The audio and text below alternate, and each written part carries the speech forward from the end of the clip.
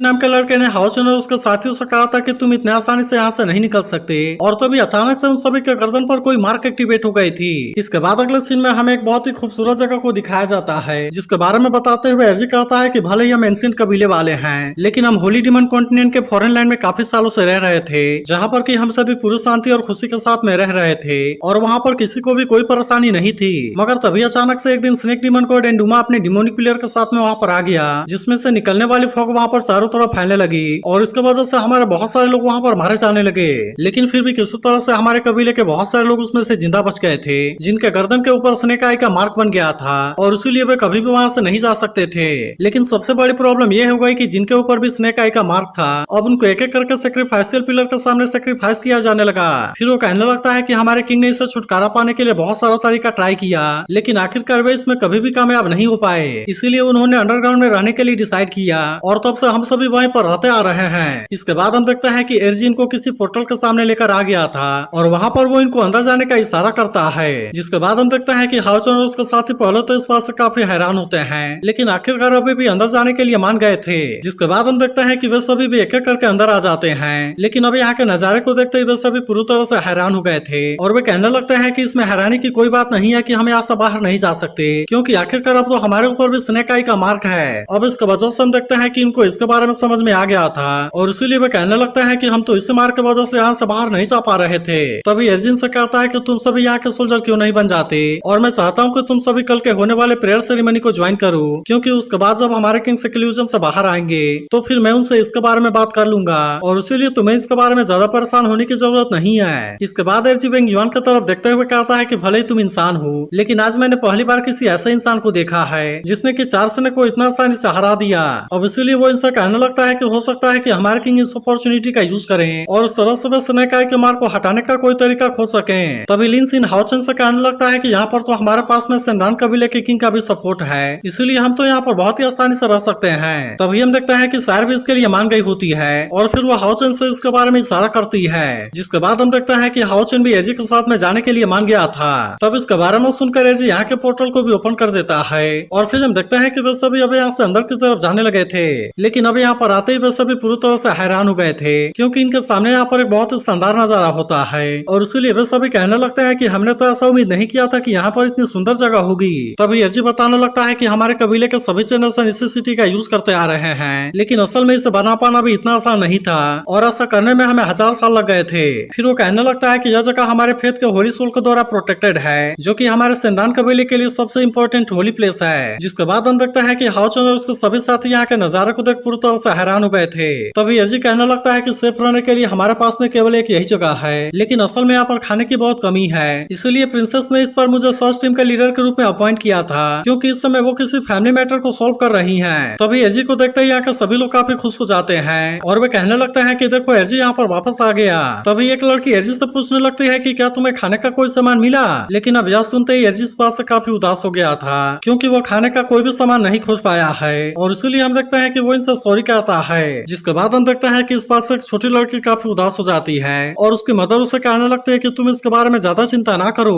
तभी हम देखते हैं कि हाउचन उसे खाने के लिए कोई चीज देता है, जिसे देख उसकी मदर उसे पहले तो इसे लेने से मना करती है, लेकिन जब हाउचन इसे बताता है कि यह फूड है तो फिर वो इसके लिए मान जाती है। वहीं हम देखते हैं कि इसके बाकी साथी भी सभी को फूड बांटने लगते हैं, जिसे पाकर यहाँ के सभी लोग काफी खुश हो गए थे। लेकिन तभी अचानक से हम देखते हैं कि डाली यहाँ पर आ गया था और कहता है कि तुम इंसान हमें खाने के लिए दोगे। जिसके बाद हम देखते हैं कि एर्जी उसे समझाने की कोशिश करता है और उसे बताता है कि वे सभी सेंडान फैमिली के गेस्ट हैं, लेकिन इसके बाद भी हम देखते हैं कि डाली इसकी कोई भी बात सुनने के लिए रेडी नहीं होता और वो एर्जी के ऊपर गुस्सा होते हुए कहने लगता है कि ऐसा करने की तुम्हारी हिम्मत कैसे हो गई, क्योंकि यह जगह तो असल में हमारे छुपने के लिए आखिरी जगह है, लेकिन इसके बाद भी तुम यहाँ पर किसी आउटसाइडर को लेकर आ गए। जिसके बाद हम देखते हैं कि एर्जी इस बात से काफी घबरा गया होता है, लेकिन वहीं डाली अब इसकी कोई भी बात सुनने के लिए रेडी नहीं होता और वो अपने लोगों से इसे अरेस्ट करने के लिए बोल देता है। लेकिन तभी हम देखते हैं कि हाउचन ने सामने आकर उसे बचा लिया था और इसीलिए डाली के लोग उसका कुछ भी नहीं कर पाते। लेकिन तभी हम देखते हैं कि डाली अब हाउचन के ऊपर भी काफी गुस्सा हो गया था और वो कहने लगता है कि तुम सभी जितना जल्दी हो सके यहाँ से चले जाओ, नहीं तो अगर तुम्हारे साथ में कुछ हुआ तो तुम उसके लिए मुझे पहले मत करना। जिसके बाद हम देखते हैं कि हाउचन के साथियों को भी इसके बारे में चिंता होने लगती है और इसीलिए वे सभी उसकी हेल्प करने के लिए जाने लगते हैं। लेकिन तभी हम देखते हैं कि हाउचन ने इनको कुछ भी करने से रोक दिया था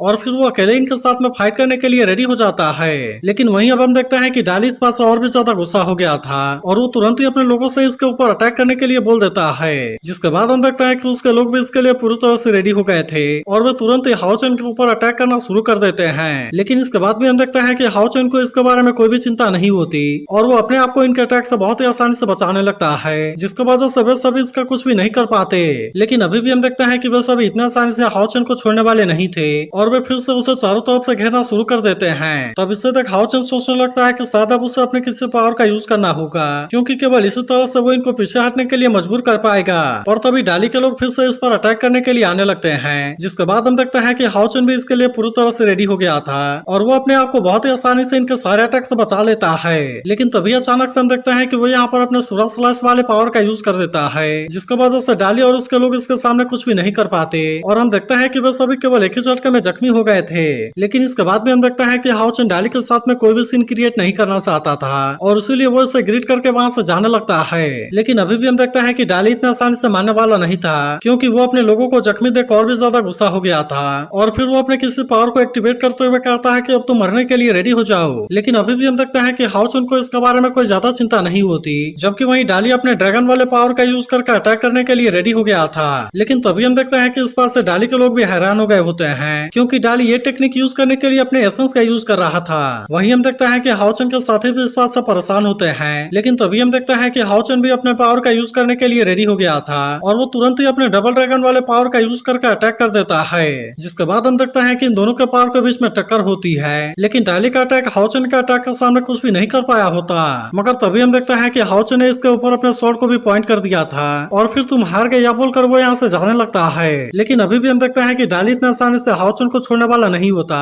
और वो कहने लगता है कि मैं किसी इंसान से कैसे हार सकता हूँ। फिर वो कहने लगता है कि मैंने तो अपने सबसे पावरफुल मूव का यूज ही नहीं किया, जिसके बारे में सुनकर हाओचन के सभी साथी इस बात से काफी परेशान हो गए थे। लेकिन तभी हम देखते हैं कि डाली हेल्प के लिए अपने सिस्टर को यहाँ पर आवाज लगाता है, जिसके बारे में सुनकर उसके सिस्टर वांग यू भी यहाँ पर आ गई थी और अब इसे देखते ही यहाँ के सभी लोग उसे ग्रीट करने लगते हैं। लेकिन वही हान यू हैरान होता है कि ये क्या है। इसके बाद हम देखते हैं कि वांग यू हाओचन के सामने आकर खड़ी हो गई थी, जहाँ पर वो कहने लगती है कि डाली के साथ में क्या हुआ। तभी हम देखते हैं कि डाली भी काफी खुश हो गया था और फिर वो कहने लगता है कि अब मेरी सिस्टर यहाँ पर आ गई है और इसीलिए अगर तुम्हारे पास में हिम्मत है तो मुझे बुली करके दिखाओ। इसके बाद हम देखते हैं कि वो वांग यू से भी इसके बारे में बता देता है और फिर कहता है कि तुम इनको इतने आसानी से यहाँ से नहीं जाने देना। तब इसके बारे में सुनकर वांग यू कहती है कि क्या सच में ऐसा है और फिर अचानक से हम देखते हैं कि वो डाली के ऊपर अटैक कर देती है। इसके अलावा हम देखते हैं कि वांग यू हाओचन को थैंक यू कहती है, जबकि वो डाली के ऊपर काफी गुस्सा होने लगती है और वो इसका कान पकड़ते हुए कहती है कि हमारे गेस्ट के ऊपर अटैक करने की तुम्हारी हिम्मत कैसे हो गई। फिर वो कहने लगती है कि क्या तुम्हें इसके बारे में पता भी है, क्योंकि वे तो हमारे संदान फैमिली के लिए मोस्ट रिस्पेक्टेड गेस्ट हैं। इसके बाद हम देखते हैं कि वांग यू डाली को थप्पड़ भी मारती है और कहती है कि तुम इनके सामने माफी मांगो। जिसके बाद हम देखते हैं कि डाली इस बात से काफी परेशान हो गया था